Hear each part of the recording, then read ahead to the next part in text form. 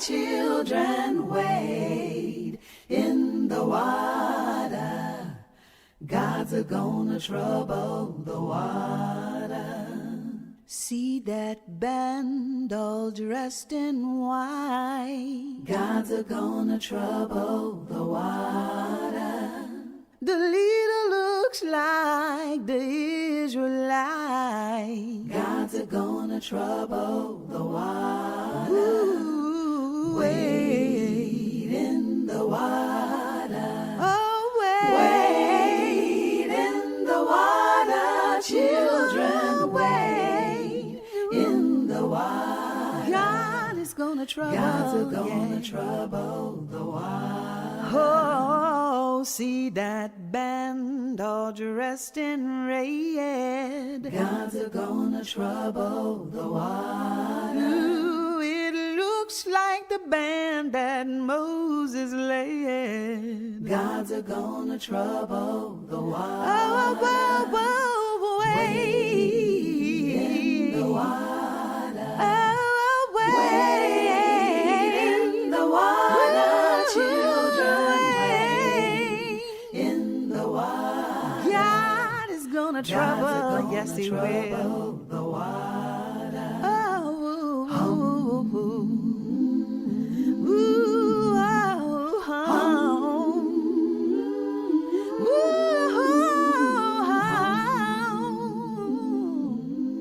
God is gonna trouble. God's gonna trouble the water. There's healing in the water, yeah.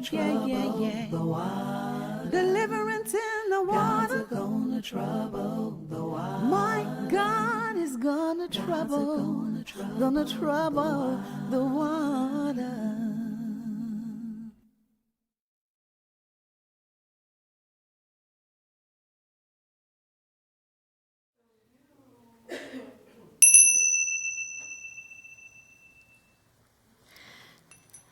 All right, excellent. Good morning. I wanted to tell you a little bit about that song, Wade in the Water. That was a 1925 recording. It was performed by the Sunset Ford Jubilee Singers, Wade in the Water, you probably recognize. It was written during the era of slavery in the United States, but was not officially published until 1901. Its lyrics have coded instructions to the enslaved escapees about how to avoid being recaptured. It suggests walking or wading in the water in order to hinder the dogs of the enslaved escapees' chasers. The song is normally associated with the Harriet Tubman, Moses, and the Underground Railroad, though it's been documented that Harriet Tubman never actually sang this spiritual during the time she led her loved ones to freedom. The song also relates to the Bible. Its verses reflect the Israelites' escape from Egypt and as described in the book of Exodus. The chorus also refers to John 5:4 about the pool of Bethesda, for during a certain season an angel descended into the pool and stirred the water. Therefore he who first entered after the stirring of the water was made well from whatever disease he held at the time. Berrien studied Bible growing up and being baptized in the Black Baptist Church, I can attest to the fact that the chorus or the refrain of Wade in the Water was frequently sung at baptisms. So just wanted to give you a little highlight on that song, which you might not have known. Welcome, friends gathered in the sanctuary and on Zoom and later on our YouTube channel. It's so good to be together. Welcome to the Unitarian Universalist Fellowship of Franklin, to the Smoky Mountains of western North Carolina and northeast Georgia, and the ancestral land of the Cherokee. We are a lay-led congregation of progressive minds and caring connections. My name is Jude Lowry, and I'm pleased to be your service leader this morning. A special welcome to those who are visiting with us today, whether for the first time or returning after some time away. Your presence enriches our gathering, and we're eager to know you better. Later, if you wish, you can introduce yourself. There'll be an opportunity during the service. I invite everyone to rise in body and spirit as we gather in the sanctuary. We're going to take a moment to greet those on Zoom and we'll stay standing for our gathering song. So right over there is a camera over the doorway. You can wave to our Zoom friends, affectionately known as the Zoomies. And while we are the Roomies here in the sanctuary, this simple act of connection reminds us that despite the distance, we are all part of this loving community. So we're going to sing now, but I want to do a little tutorial.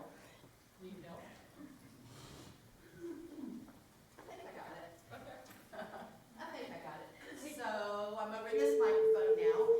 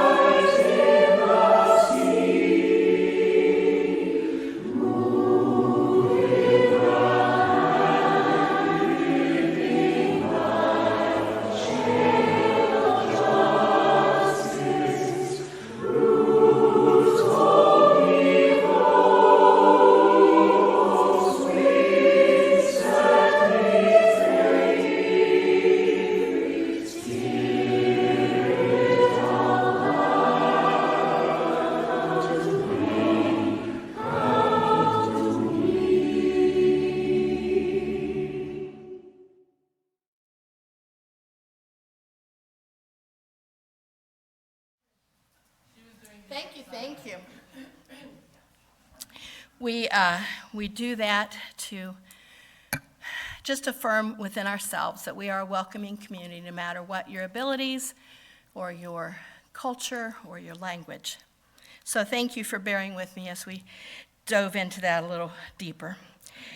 Church-related announcements, deepest gratitude for those that have made the service available today.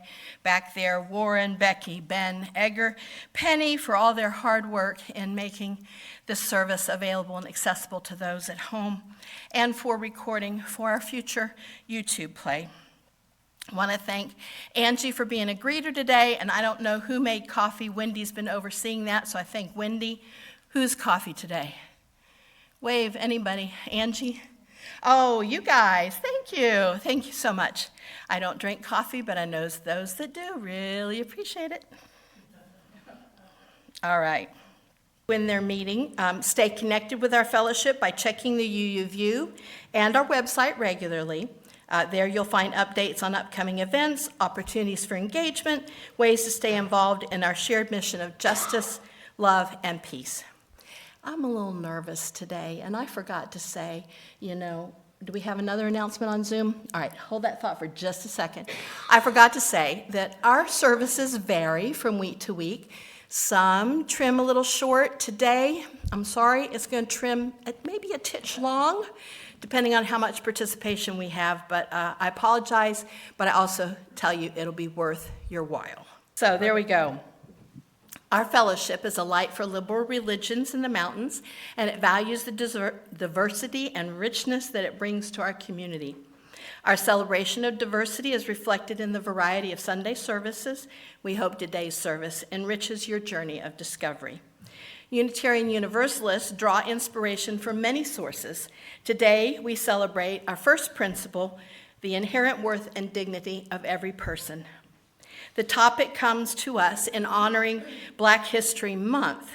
We acknowledge that Black history is American history, and it is celebrated and explored, and it should expand beyond the boundaries of 1 month that is set aside for it. We are in a country that have many different types of immigrants, former enslaved peoples, generational and Native Americans. We strive to cherish each person's contribution to the mosaic our country has become.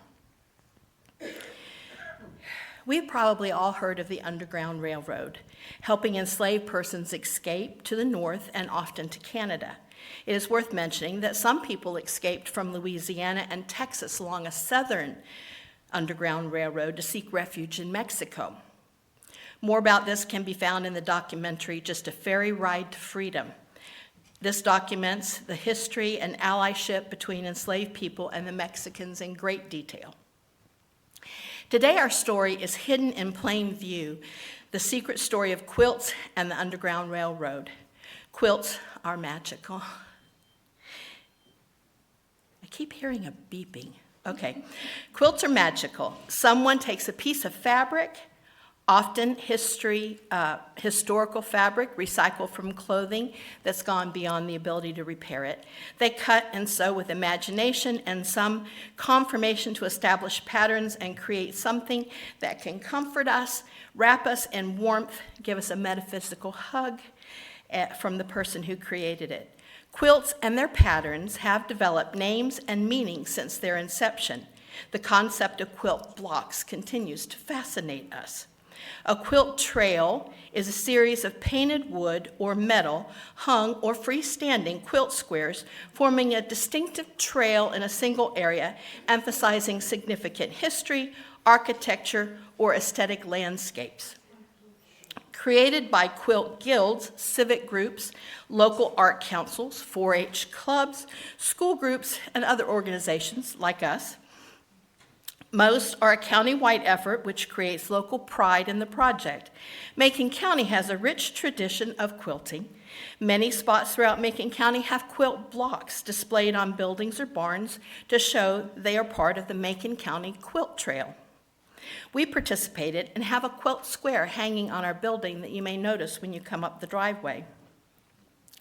Our quilt square, and I think we have a slide on it, I'm not sure. If we do, feel free to display that now.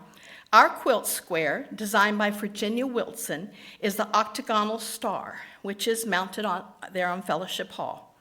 We've chosen a circular shape to reflect our round sanctuary in the spirit of equality. The green outside points reflect our commitment to environmental stewardship, while the rainbow center symbolizes our celebration of diversity. We hope it will always be viewed as a symbol that we are a safe place, one of welcome and acceptance for anyone in our community. Judith, come on up. Now we're going to have our chalice lighting.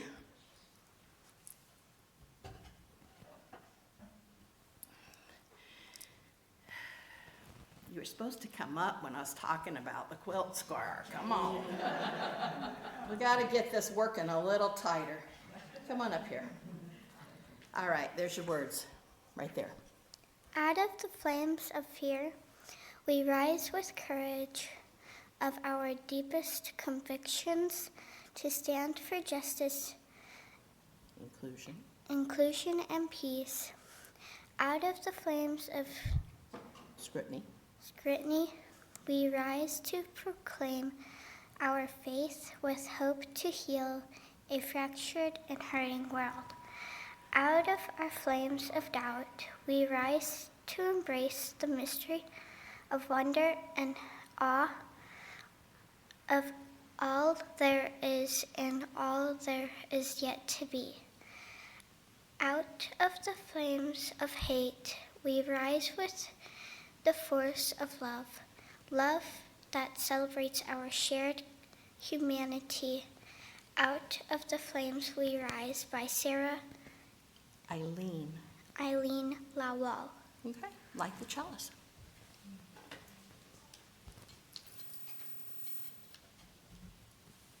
Thank you, Judith. I'm going to tell you a little bit about our opening hymn before they play it. And I'm sorry, guys, we sprung that on you at the last minute, but Judith sprung that on me at the last minute, so we didn't do her sound check, but better ahead. So, Swing Low, Sweet Chariot is our opening hymn, and let me tell you a brief bit about it. Swing Low, Sweet Chariot is a popular African-American spiritual song. The original creator of the song is unknown, like so many of our African-American spirituals. Wallace Willis, known as Uncle Wallace, a free man living in Indian Territory in today's Oklahoma, is widely considered the creator of the song. According to sources at the Library of Congress, he used to sing it to the boys in a local Native American school where he was hired. Impressed by the song, the headmaster wrote it down and shared it. The lyrics refer to the story of Prophet Elijah being taken to heaven by a chariot. It has also been linked symbolically with the Underground Railroad movement that helped black slaves escape slavery in the South to live better lives in the North. If an enslaved person heard the song being sung, they would know they needed to be ready to escape. The time was soon that people would be in place to aid their flight. The Underground Railroad being the chariot and coming south, swinging low to take the person to the north and freedom to carry me home. The recording presented here was performed in December of 1909 for Victor Studios by Fisk University Jubilee Quartet. It is the first known recording of the song. The performers John Wesley Works second as the first tenor, James Andrew Myers second tenor, Alfred Garfield King first bass, and Noah Ryder second bass. During the era of the song's recording, Fisk University was considered the music conservatory for aspiring black artists. Please enjoy Swing Low, Sweet Chariot.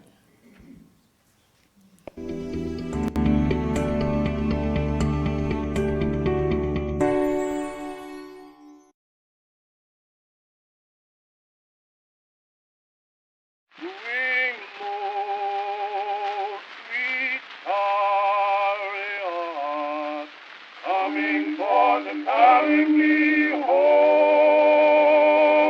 swing low, sweet chariot, coming forth to carry me home, swing low, sweet chariot, coming forth to carry me home, swing low.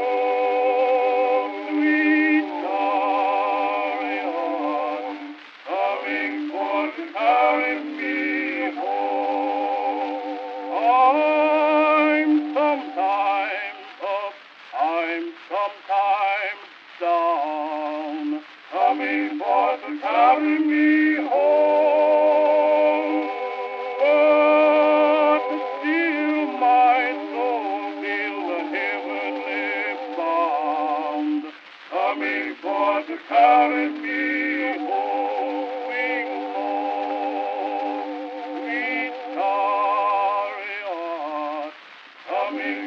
To carry me home, swing low, sweet chariot, coming forth to carry me home. I looked over Jordan, and what did I see?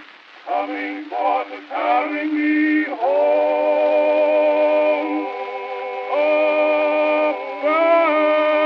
Of angels coming after me, coming forth to carry me home. Swing low, sweet chariot, coming forth to carry me home.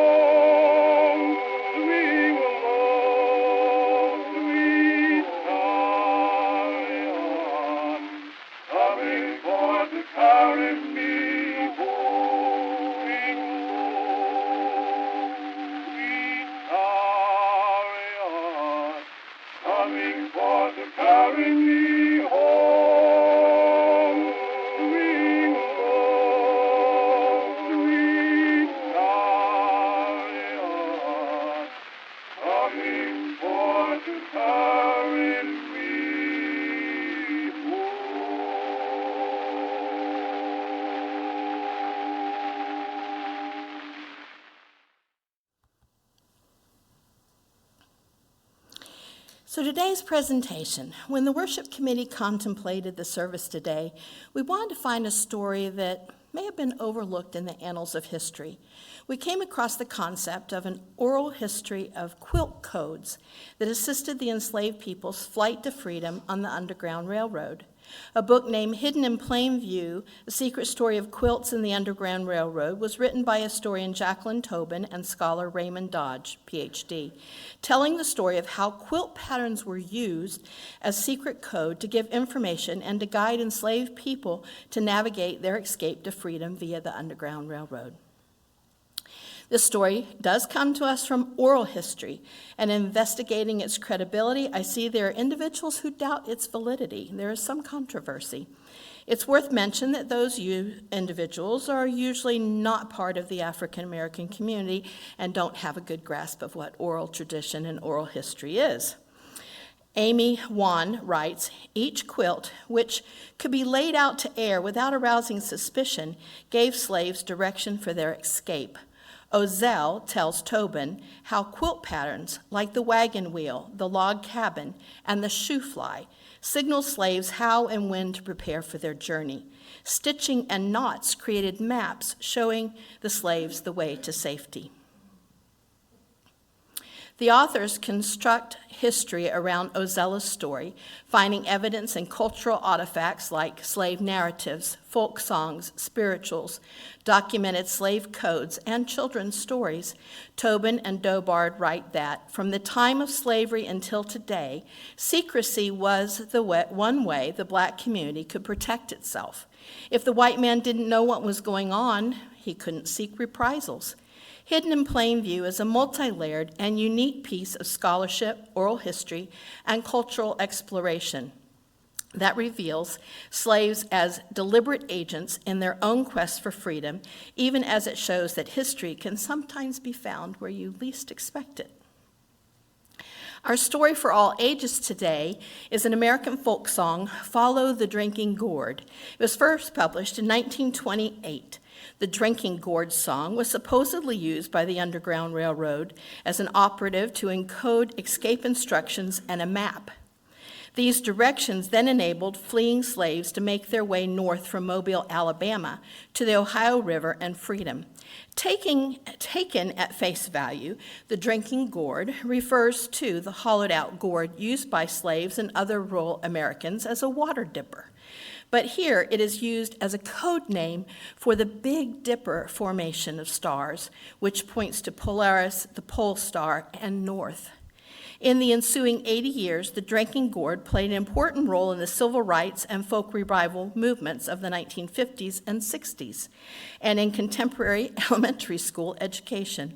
Much of the drinking gourd's enduring appeal derives from its perceived status as a unique historical remnant, hearkening back to the pre-Civil War South.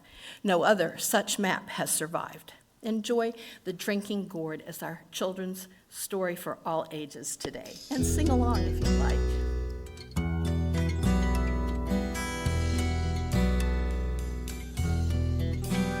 When the sun comes back and the first quail calls, follow the drinking gourd. Then the old man is waiting for to carry you to freedom. Follow the drinking gourd. Follow the drinking gourd. Follow the drinking gourd. For the old man is waiting for to carry you to freedom. Follow the drinking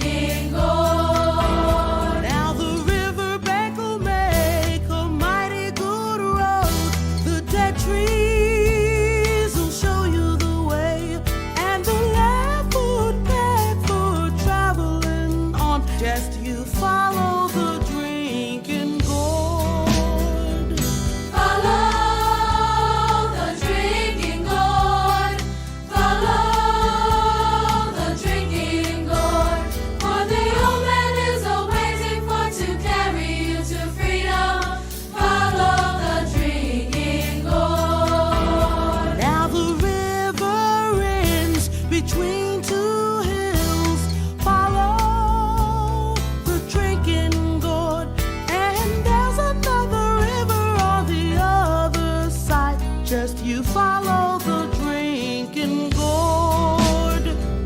Follow the drinking gourd.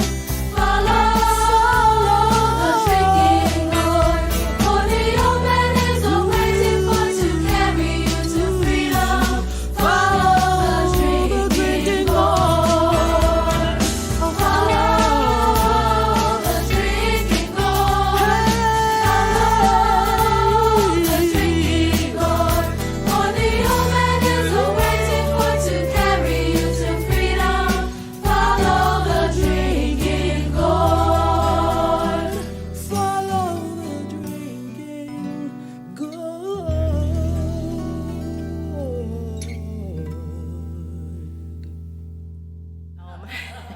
It's a catchy tune.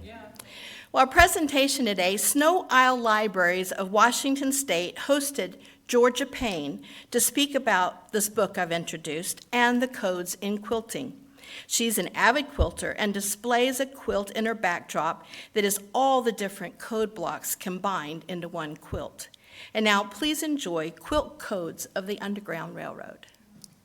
Thank you, Ruth. It's my pleasure to be here and to speak to all of your listeners this evening. My name is Georgia Payne, and I am a quilter. I've been sewing since I was very young, but only started quilting in earnest probably in the last 10 years. As Ruth has already said, my presentation today is based on a book called Hidden in Plain View. It's a story of quilts and the Underground Railroad. The book is by Jacqueline Tobin and Raymond Dobard. The book is based on a story that was told to Jacqueline by Ozell McDaniel Williams. And it's a story that she says was passed down in her family from generation to generation. I must say that there is a lot of controversy around this book and the authenticity of the claims that it makes. I don't claim to be an expert. This is just some things that I learned as I was creating the quilt that's behind me. It was said by an Ohio artist, Willis Bean Davis, that slaves were not brought to America. Africans were brought to America, and there they were enslaved. So most indigenous cultures have oral traditions, and when Africans arrived on this continent, their oral traditions came with them. Since it was illegal to teach slaves to read and write, stories, secret codes, words, and songs were often used to communicate secret messages. So just because it wasn't documented or it wasn't written down doesn't mean that it didn't happen, and it doesn't mean that it's not history.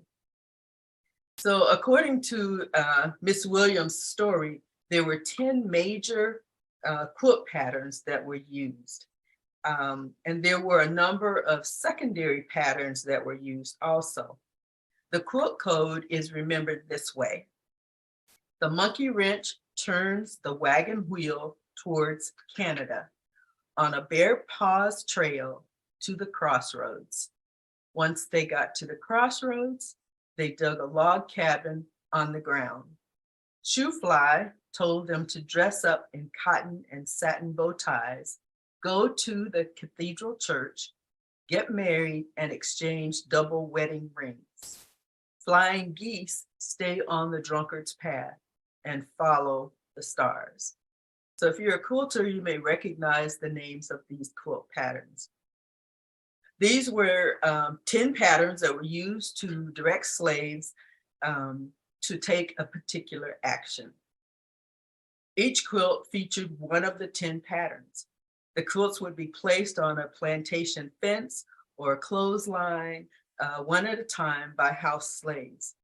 It's not known exactly how long each quilt would hang, but it was hung out long enough for everyone to see that the quilt was out and get the message and pass it on.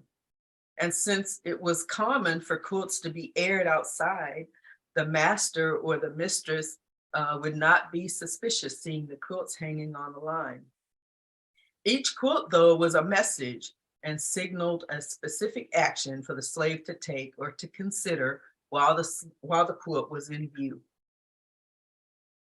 These quilt messages would be remembered to use later on their journey.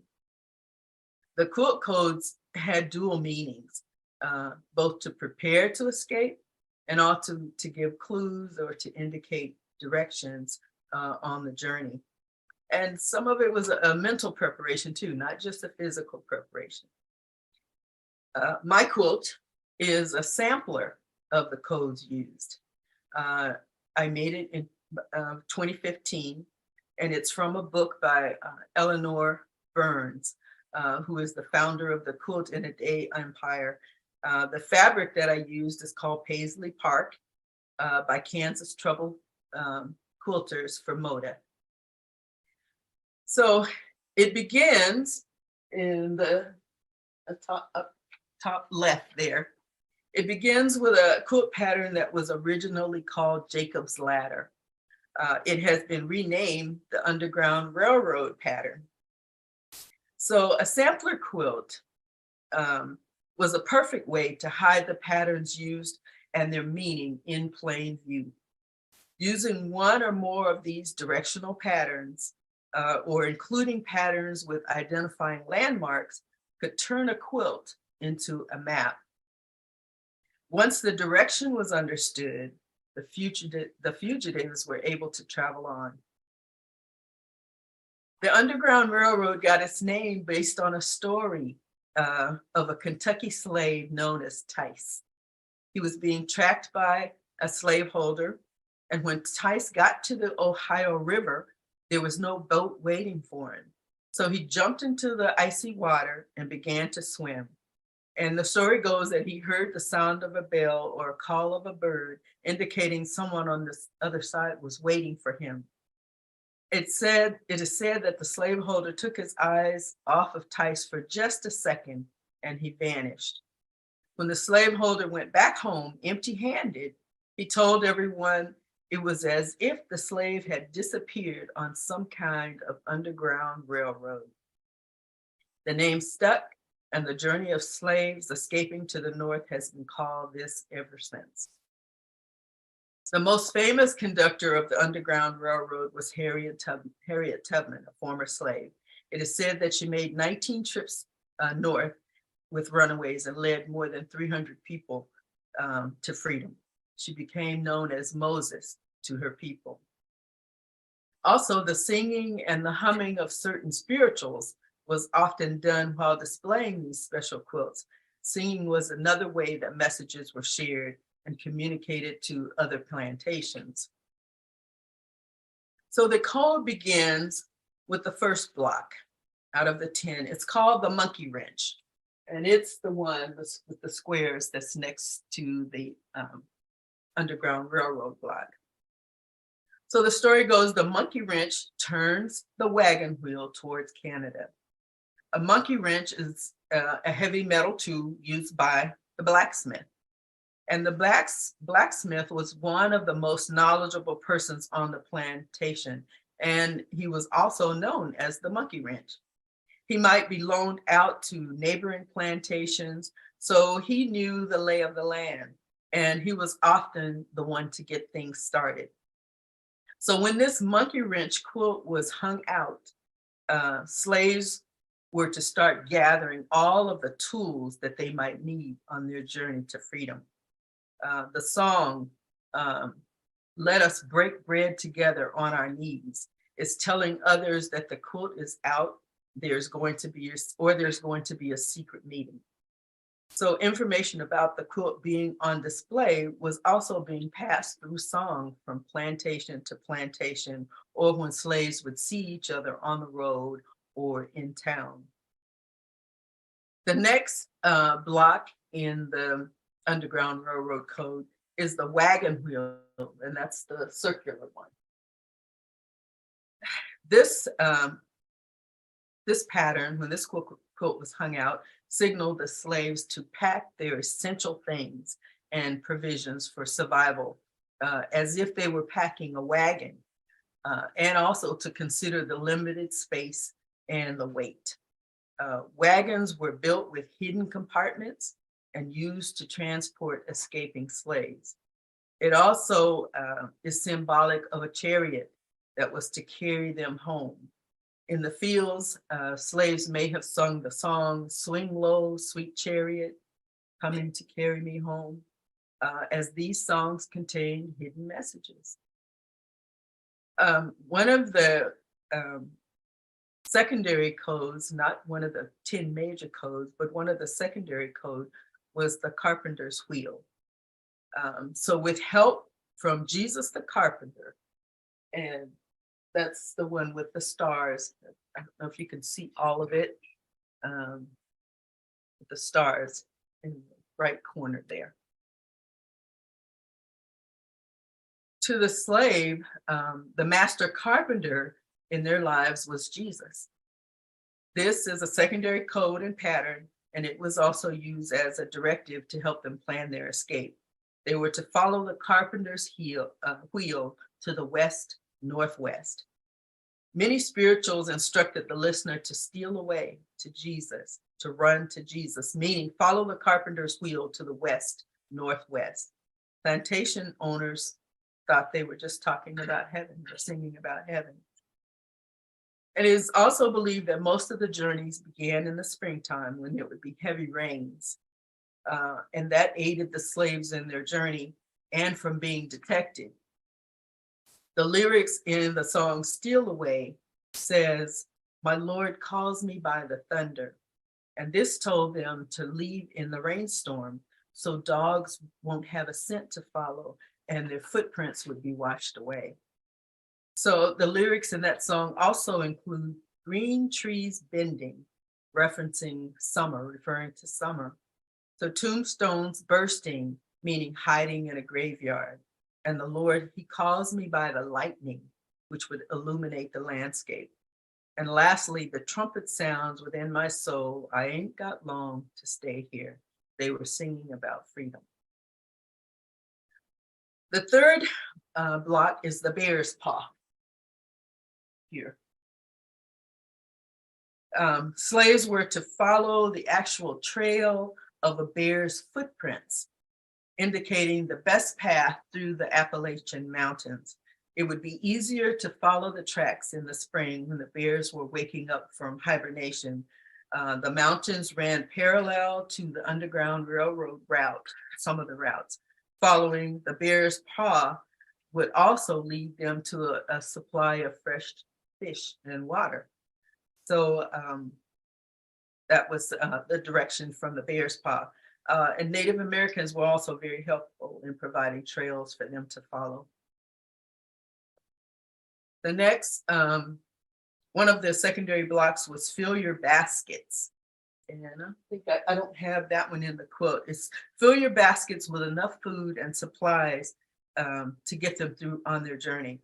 So they were to pack a sewing basket or a laundry basket, which would not arouse anyone's suspicion if they were to see you carrying it.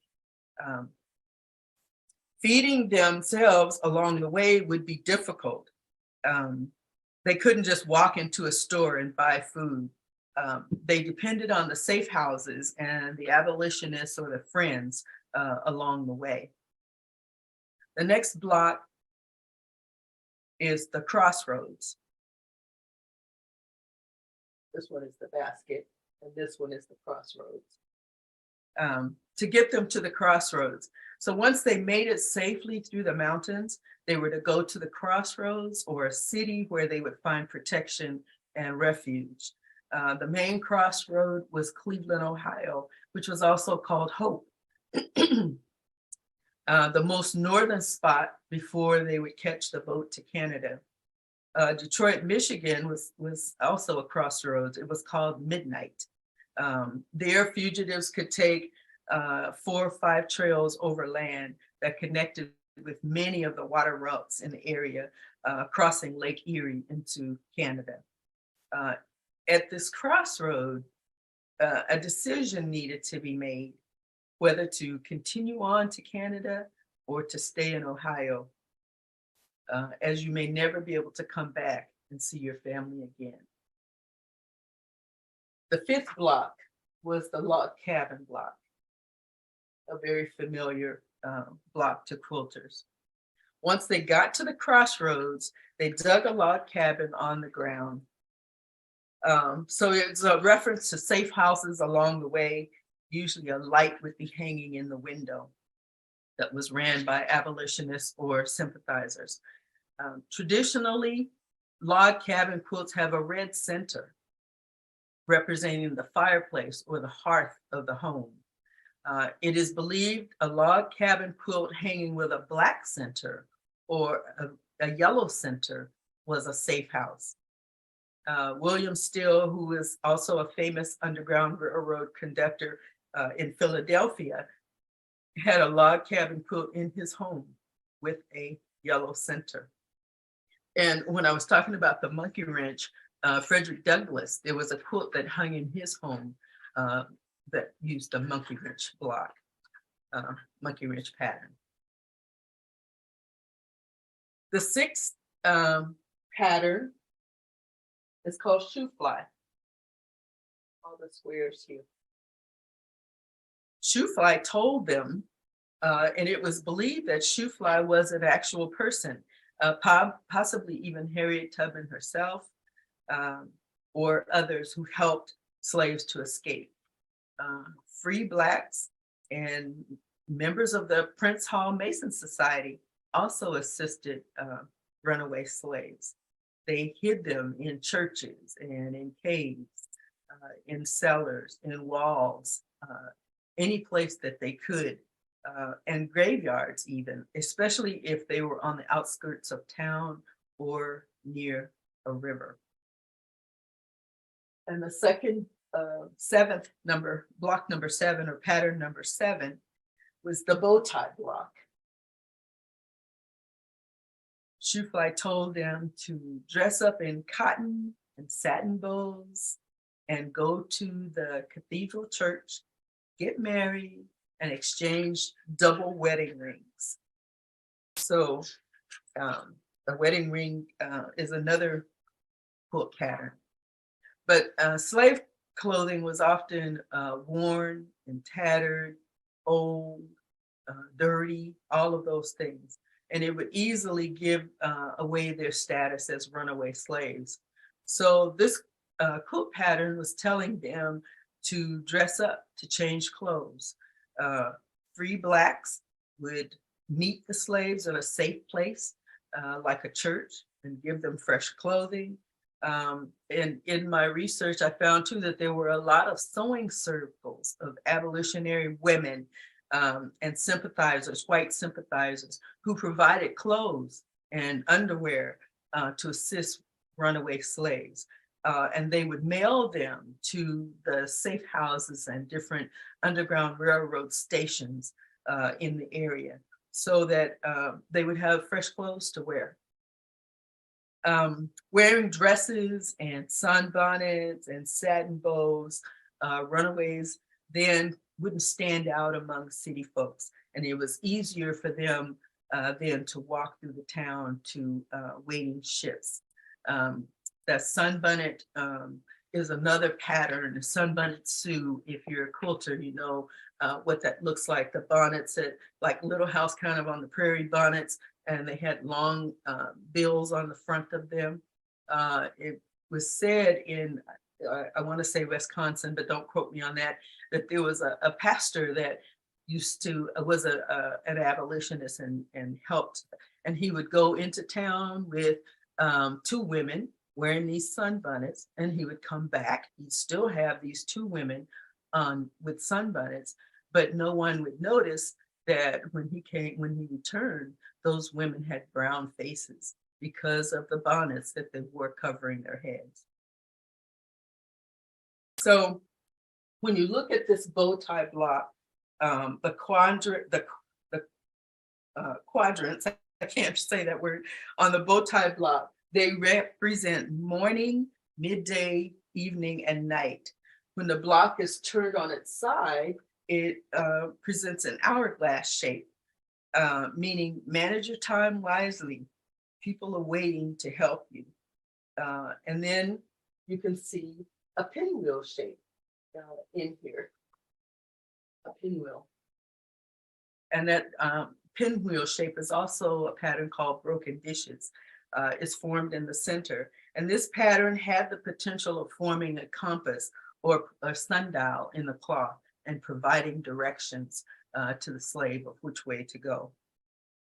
I talked about the double wedding rings. That block is not in my quilt, but I recently learned in a Smithsonian documentary regarding slavery that runaways would get married, not just jumping the broom, symbolic of marriage, but they would actually get married as they were more likely to be considered free Blacks if they had a marriage certificate. Block number 8 is flying geese. Geese fly north in the spring and in the summer. And so this quilt could indicate direction if they use different colored fabrics. It could indicate direction. And it was also the best time for slaves to escape. Geese have to stop at waterways in order to rest and to eat. And since they make loud honking noises, it was easy for runaway slaves to follow their flight patterns. So this block would be sewn in a counterclockwise direction, north, west, south, and east. It was another way that a quilt could indicate direction or act as a compass, using fabric to make one of the set of geese different from the others and provide an indication of which way to go. The next block, birds in the air. This is a secondary block. It wasn't one of the major blocks. It's a secondary block, but it was another block symbolizing flight and migration and direction for the indicating which way for the slaves to go. The ninth block in the codes was the drunkard's path. You can see that just a little bit. Called the drunkard's path. Flying geese stay on the drunkard's path. So following a drunkard's path was a warning for slaves to weave back and forth, never moving in a straight line. They would even double back on their tracks to confuse slave hunters with dogs that might be pursuing them. And I also learned that there's a well-documented crooked line from Charleston, South Carolina to Wheeling, West Virginia, that was a major crossing place for slaves escaping to Virginia through the mountains. The fugitives stayed on the drunkard's path and followed the stars. And it's said that safe houses were also staggered in a crooked path. They weren't always in a straight line from one to the next.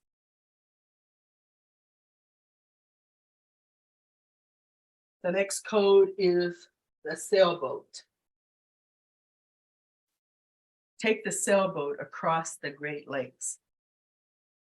The Underground Railroad used many routes by sea, by lake, by river, by canals. Black sailors and white ship owners helped slaves escape, hiding them on board their ships, passing on directions and messages from family that was waiting for them in freedom. They were an important link in the grapevine between slaves in the South, again, who were forbidden to read or write, and their free counterparts in the North. The Compromise of 1850, which was a law that strengthened the Fugitive Slave Act, and it allowed slaveholders to pursue and retrieve runaway slaves in northern states and free territories. So runaway slaves were not safe until they actually reached Canada. So many depended on ships and ferries to cross the Great Lakes. And then the 10th star, the 10th pattern was the North Star. And that was the last instruction, and follow the star. Like the Star of Bethlehem guiding the wise men, the North Star has been historically connected with the Underground Railroad. The North Star was the guiding light, leading slaves to Canada and to freedom. The Big Dipper, or the drinking gourd, always points to the North Star in the handle of the Little Dipper. This 8-point star is also called the Evening Star, and it is honored as a guiding light for fugitive slaves. There is no song that's more connected to the Underground Railroad than the song called Follow the Drinking Gourd. Follow the Drinking Gourd. There is another secondary pattern that I don't have in my quilt. It's called tumbling blocks. It looks like baby blocks or building blocks. And it may have been one of the last quilts that was used, or one of the last quilts that was hung out. And then when that quilt showed up, the slaves knew that it was time to escape. It was time to go. It's time to tumble out of your life, tumble out of your role. The conductor is here. Are you ready to go? So those are the codes in my quilt. And this square here is just a block or a key that tells the story of that I read to you later about the Quilt Code. The monkey wrench turns the wagon wheel, and so on and so forth. I also learned too, many of you may be familiar with barn quilts.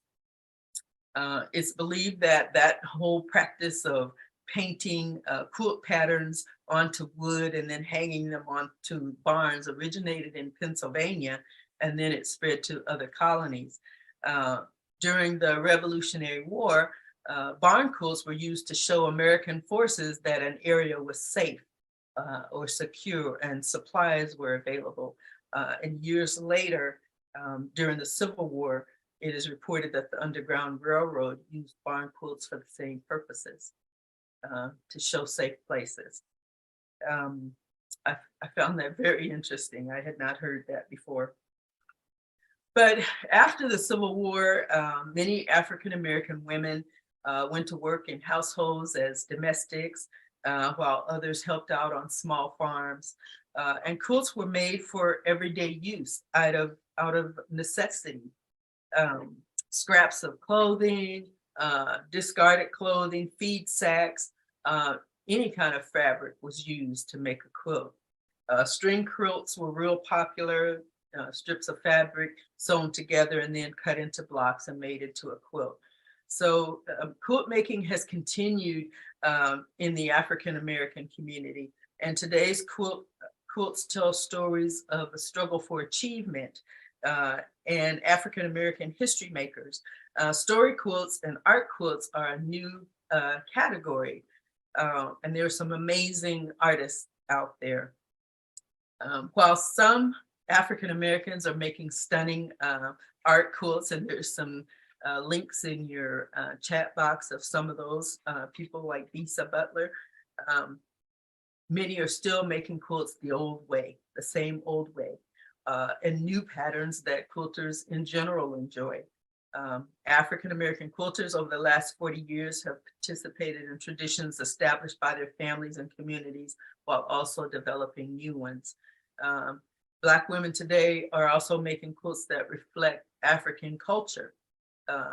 Makers, historians, and artists are always using quilts to raise awareness about African-American culture, and they do that in quilts. I was I was blessed to attend the Modern Quilt Conference called Quilt Con for 2023 this year in February in Atlanta. And the featured speaker was Shawn Kimber. She is a dean of mathematics at a liberal arts college. That's her profession by day, but she is a renowned quilter also. That quilts by hands, and all of her quilts have a message about overcoming, about the struggle, and those kinds of things. And it was I don't know if it was the first time they'd had an African American keynote speaker, but certainly one in recent years. And the attendance by African American quilters was beyond amazing, and I was really privileged to be one of them. Um, um, there is a there is a there is a move, I guess I would say, for more diversity in African American of African Americans being included in quilt guilds and sewing circles and those kinds of things. We've always quilted, always, but we weren't always invited to participate in the larger community, quilt community. And we're seeing more and more of that, I'm pleased to say. Um, so again, I don't claim to be any kind of an expert on any of this. It's just some things that I learned along the way, and I found it very interesting, and I'm happy to share it with you tonight. I thank you for your time. Thank you for listening.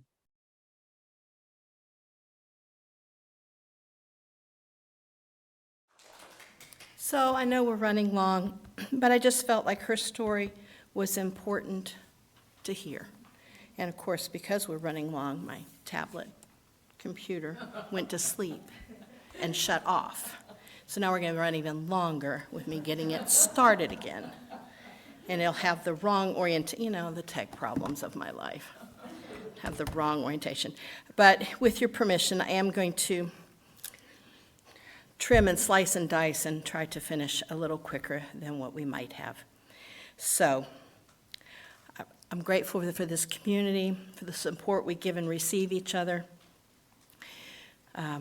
If you would like to make a contribution, there is a basket at the entrance. We have electronic means, many ways. Generosity is a reflection of our gratitude. When we give, we affirm our commitment to this community and its mission. Please reflect on the many ways that you can contribute to the growth and well-being of our community. Let us give generously with open hearts and a deep sense of connection. Do we have the slide? If you will, help me with the dedication of our gifts. Gifts given in love and hope, continuous cycle of love and hope. I do want to mention very strongly that, a lot of the music that we use is in the category throughout the year. It's in a category deemed or called Negro Spiritualist. That's just how it's classified as music. And so because so much of that music we're not able to give back to the copyright because there was none, or they don't know who wrote it. The worship committee made a commitment several years ago to donate a certain amount of money each year to some cause that would benefit Black American artists and musicians. And this year we have selected WCU's Gospel Choir to receive our donation to help them move their mission forward. I'm not going to trim joys and concerns. That's an important part of our community, don't you agree? We will run over. So if you have a burning need to share a joy and concern with us today, prepare to do that. A pebble cast into a pond causes ripples that spread in all directions. We share our joys and concerns as a celebration of life and as a plea for support. So I will place a pebble in the water and I invite you to take that joy and concern into your heart. Our fellowship people can line up here. Please say your name so that the Zoomies, and we will start with the Zoomies. Do we have anyone in Zoom land with a burning need for a joy or concern today?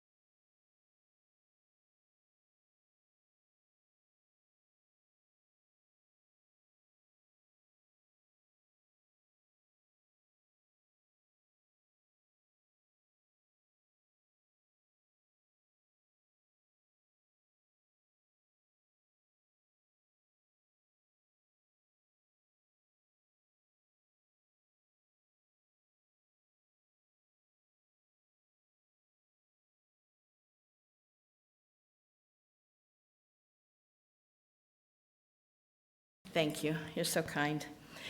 Well, for all those that have taken pity on me and kept their joy and concern silent today, we'll drop one last pebble and a solidarity to have that need filled, that joy recognized, and that concern comforted.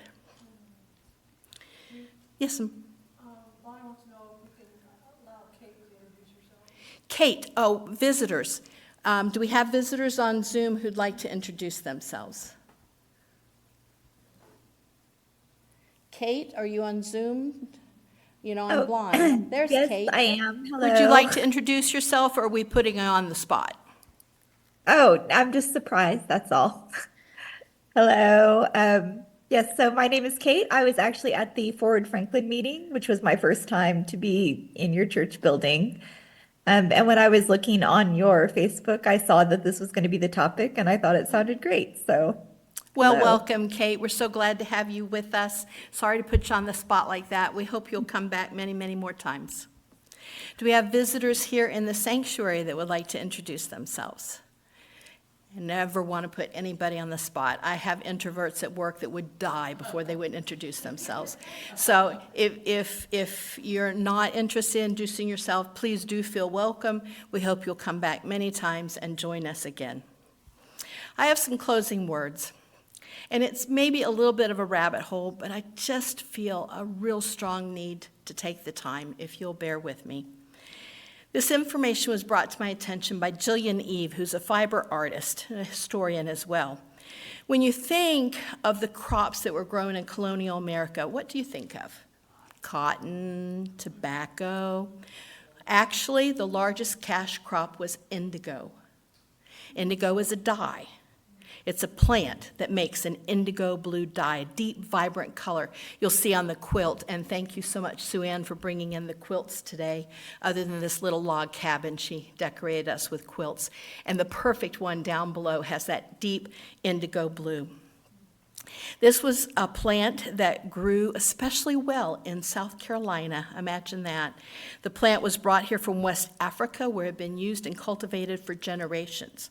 I won't read everything in the interest of time, but the summation was families learned how to grow the plant, produce the plant, leach the dye from it, which is a highly specialized chemical process.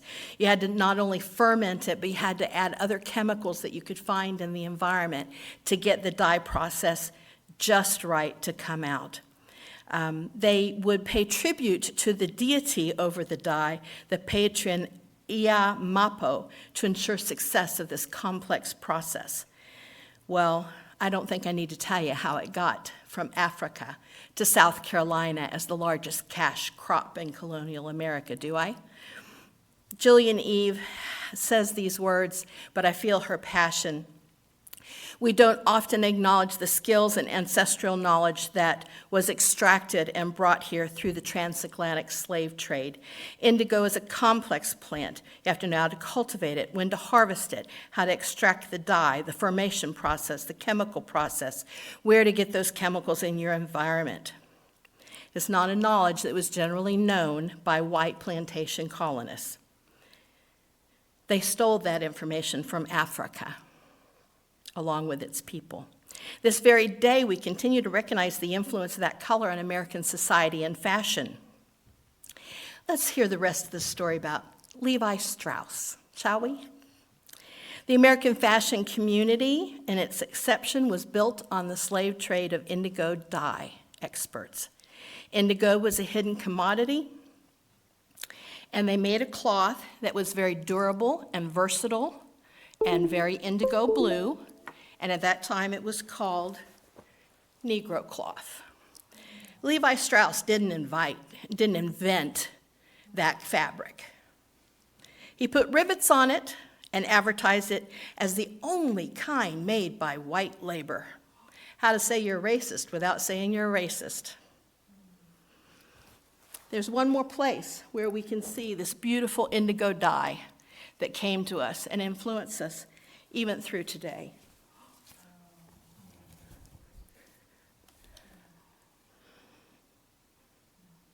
The blue in the American flag. It's not Black history. It's American history, and it shouldn't be forgotten, and it shouldn't be erased. Our closing song today is Kumbaya, to end on a note of healing. It's an African spiritual. It's of disputed origin. It may have been sung by the Gullah culture on the islands off South Carolina and Georgia with its ties to Central Africa. Its appeal to God to come to the aid of those in need. The song spread through the folk music revival and civil rights movement with a recording in 1957 by Pete Seeger. And it remains a vital part of every camp every kid ever goes to. So sing with it if you want. This is a particular version sung by a gospel choir in Denmark. Join us for Kumbaya.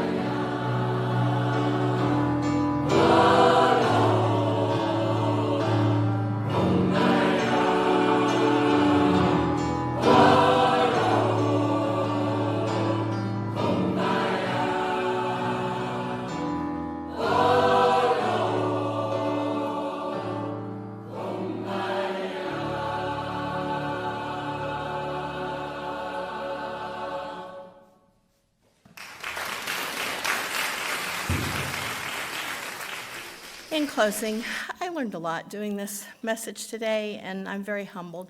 I'm about as white and shiny as you can get, and I had a lot of feelings about presenting this topic because it is one of a people who's been oppressed and continues through systemic racism to be oppressed.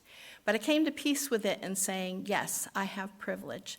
And we all have privilege. We have white privilege. We don't have to worry about the things that people of color have to worry about. But what better way to help a marginalized people voice be heard? Let's take that privilege and link arms with our brown, black, yellow brothers and sisters, people of color, and help their voice be heard.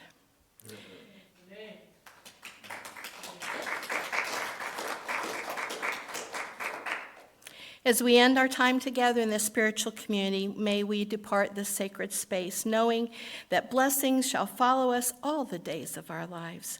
We live in and return to right relationships. We extend grace and forgiveness to ourselves and to others.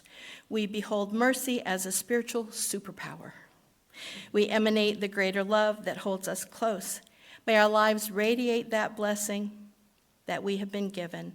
May kindness and compassion fall gently from us. May there be peace in the world, and may it begin with us.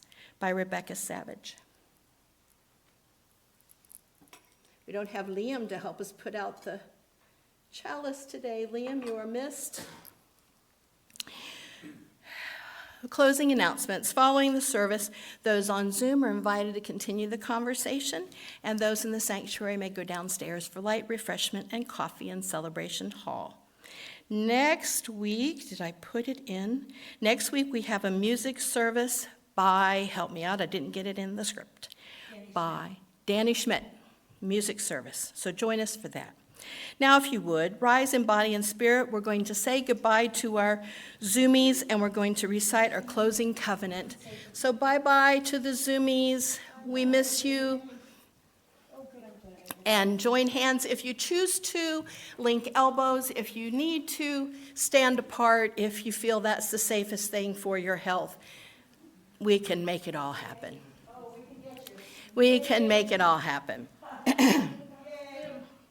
Our closing covenant is, love is the spirit of this fellowship and community is its goal. This is our great covenant, to dwell together in peace, to seek the truth in love, and to help one another. So may it be. Bye-bye.